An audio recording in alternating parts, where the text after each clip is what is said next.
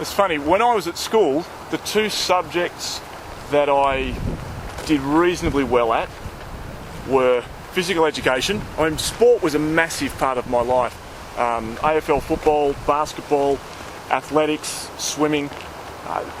Or even my holidays. Most people would go to the beach or something. I'd literally start my holidays with a map, and I'd plan out an adventure of some sort and go out for a few days somewhere into the mountains in Tasmania. So physical education was one side of it. The other side was, it's not so much a subject I excelled at, but certainly something I was very interested in was religion. I had faith going through high school. So I always wondered how on earth these two subjects could actually combine together.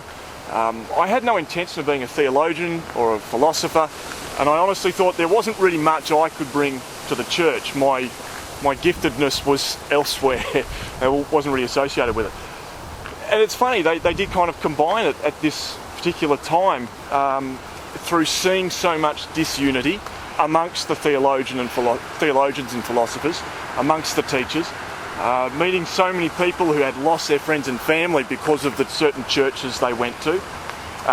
Even heard of one guy whose wife wanted a divorce when he became a Catholic. She wanted nothing to do with anyone to do with the Catholic Church. She was Christian, she just didn't want anything to do with it at all.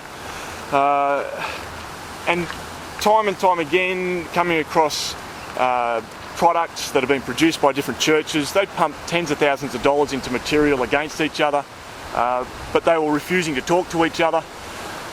I was becoming really angry with what I was seeing, and I started to invite some of my friends to pray for unity. Not my missionary or engineering friends, but my missionary friends.